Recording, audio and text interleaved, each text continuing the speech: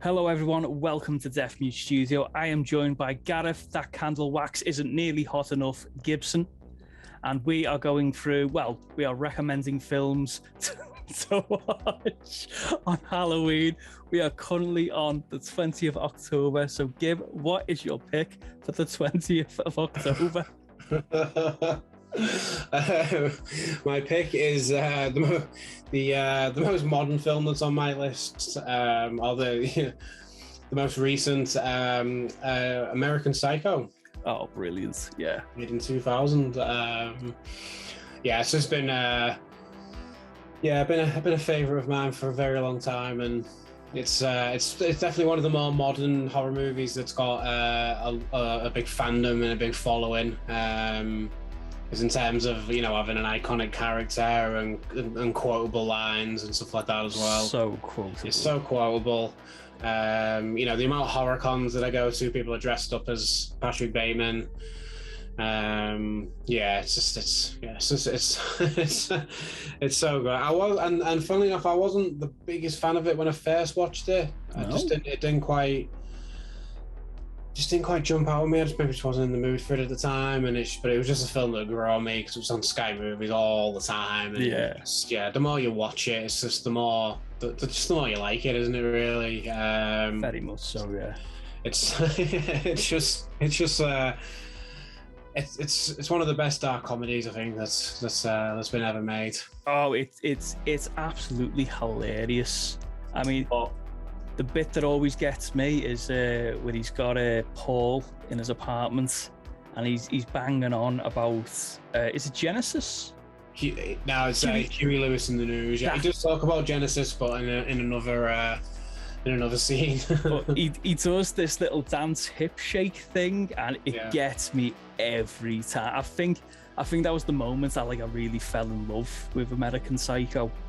Yeah, I think that's the bit the way it shows you what type of film that you're in, because it's all kind of hinting that he does this, and this is like the first scene where you actually see, you know what I mean? You actually see him in full swing, so to say. Yeah. There's just so many quotable lines though. I have to pretend some videotapes, and I think my favorite scene is the business card. Oh, the Off-White. Yeah, and it's just the fact that he apparently as well, Christian Bale could just do that sweating on cue as well. What? Yeah, and he's just stressing about whose card is it? Is it? It was Paul. No, not Paul Allen. What was it? Maybe. Yeah, it was maybe Paul Allen's card, or his mate's one. He pulls it up, and he's like, the subtle thickness, and he even has a watermark, and even just things like that he was stressing as we were going to this restaurant and stressing that they wouldn't get a good table. He's like, but we do. So relief washes over me in an awesome wave, just stuff like that. It's just so and it really captures the 80s, like that, just that excess, yuppie Wall Street 80s as well, really well. I absolutely love it. It's just so rewatchable as well. I watch it every 6 months or so. I mean, I always hope there is a moment in my life in the future where I get to scream really loudly, "Try getting a reservation at Dorsia now, you stupid bastard." I live in hope. But I really like. I think the reason why it's aged so well, particularly the yuppie angle, particularly because we see a lot of similarities now with yuppie culture isn't just about Wall Street now. It's everyone seems to have this excess like influencers, like social media influencers. They seem to be the new yuppies. I was gonna say if this film was set now, Patrick Bateman would probably be an influencer. And be so conscious of that sort of side to his reputation, and how he's perceived and stuff like that. So no, you're right. I mean, there is I don't think it's a perfect film. I've got my reservations about the end. Yeah, I don't think it really goes that well. It was all just kind of all just a dream, but or like a fantasy, yeah, or a fantasy. But I think I'm gonna shock you now, Gib. I've read the book. Yeah. Oh wow. I've actually read a book. How long did that take you? Oh, it took me fucking forever, man. It's quite a long book to get through, to be fair. It is, but there was one scene I was like, because I watched the film, then read the book, and I wish somehow by whatever miracle they had to pull off, they could have got Tom Cruise in for the elevator scene. Where he's talking to Tom Cruise and he has a nosebleed off the cocaine. Yeah. I would have financed that myself. Tom Cruise would have been just great in this film anyway, in any of those characters, to be fair. Yeah. Probably would have played a good Patrick Bateman, actually. But Christian Bale, obviously, is just his performance. It's one of my favourite performances by him. He's I mean, I think this is the one that put him pretty much on the map, wasn't it? Yeah, it's definitely one that elevated him. But yeah, it's just the dark comedy of it. It's all through him. It's in his delivery of the lines, and you must have had to go for some dark places, I think, to get into that role. Oh, not off, and what an ensemble cast as well. Yeah, I mean, Willem Dafoe, Justin Theroux, Josh Lucas, Reese Witherspoon. Josh Lucas, yeah. I mean, I think Josh Lucas plays the perfect yuppie. Oh yeah. He's plays the rich, the rich shithead.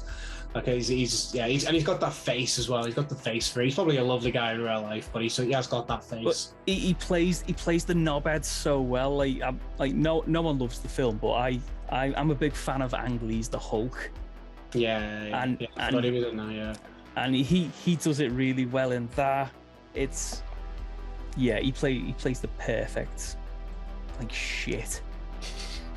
And Jared Leto in it. Yeah.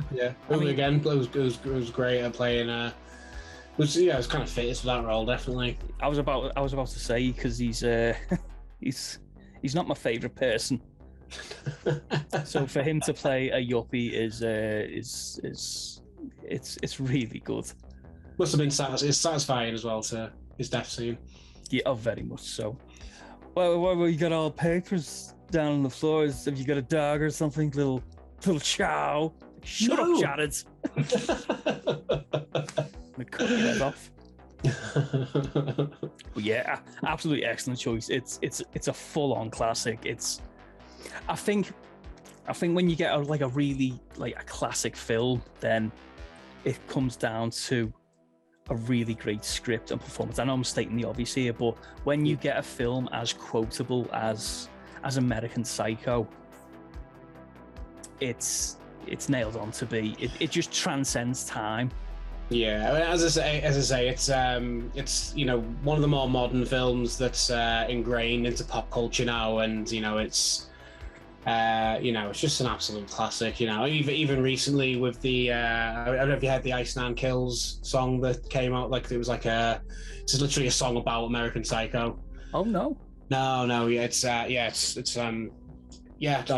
that out as well. The Iceland Kills, each song that they do is based around a different horror movie. Cool. So they do one about American Psycho, which is really good. It's got a really cool video as well.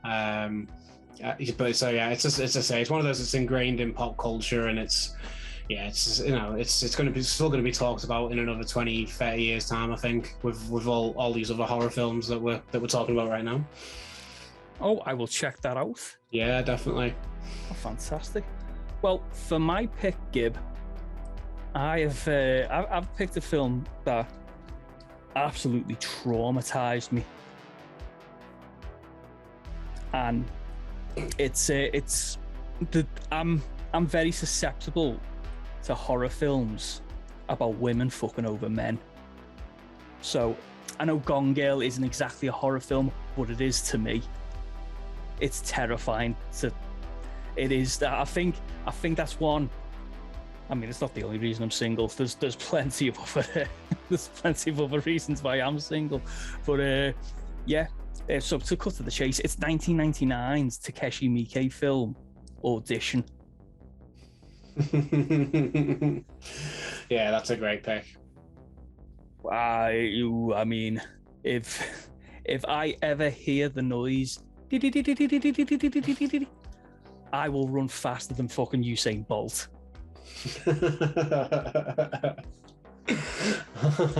It's just, it's a really tough film for me to sift through again. How many times have you watched it? I've watched it twice. Yeah, I think I've only watched it a few. Like, I've probably watched it a handful of times, but more so because it's not a very rewatchable film anyway. It's you know, it's such a slow burn of a movie, but then really goes for it near the end. Oh, I mean, when I first watched it, I was thinking like, oh, this is a bit slow, isn't it? I mean, but like you said, once it gets to that end, it goes for it. It's like, honestly, I can feel myself sweating just thinking about it. Yeah, it's so tough, and I'm a big fan. Well, I was a massive fan of Takeshi Miike in the early 2000s. It's when I started getting into foreign cinema, and I kind of latched onto him because he had Ichi the Killer. Which is such a fucked up film. It's batshit crazy, mate. But I think this is more of a mainstream hit for him because I can't believe I'm going to say this. It's not as mad. Yeah. But it does go to some very dark places near in the third act.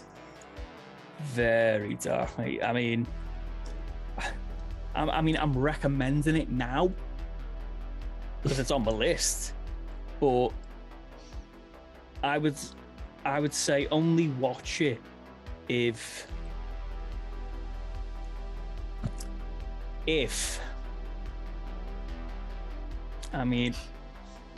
you're a horror veteran, or I mean, if you're after a bit of fun, do not watch Audition. if you're after something that really gets under your skin, literally, then go for Audition. But it's not an easy watch. It gets very, very mental towards the end, and you will have trust issues after it. Yeah, it's just like the stuff with the piano wire and the needle. It's just it's very hard to watch. And the same in the 2000s, I very much latched onto a lot of Takeshi Miike stuff. His stuff's hit and miss. But it's actually more, I think it's just more of a quantity thing with him. He used to direct like about 6 films a year or something. Oh, his work ethic's unbelievable. That's just how they do it over there. So they're not all going to be bangers, you know what I mean? But every so often, like one of them would be really good. So, and he's just a director that's, from a country where they can really go for it. There's not as much limitations. Yeah, it's... I mean, it is a really well-made film. It's masterfully done. Mm-hmm. But it's hardcore. It's so hardcore. Yeah, the first time I watched it, it was like if it was like an extreme cinema month on Film 4, and I think it was, or even just Channel 4, but it was Mark Komodo who did his intro to it at the beginning. I remember that, yeah. Yeah, and the same, you're watching it and you're like, that's been pretty boring, or like it's just there's not much happening, but like wow, like as long as if you stick with it, you like your extreme cinema. It's definitely worth a watch. Yes, if you do watch it, then I wish you all the luck in the world. All the luck. I'd really like to wish I could. I've never, I could watch it again for the first time, and see how I would react to it now. Oh yes, I mean, because at the minute it has the same weight to it as Irreversible has, where it's you see it, you go, that's such a well-made film, but I am in no rush to watch it again. That again. Yeah. Yeah, yeah, I'm with you on that one.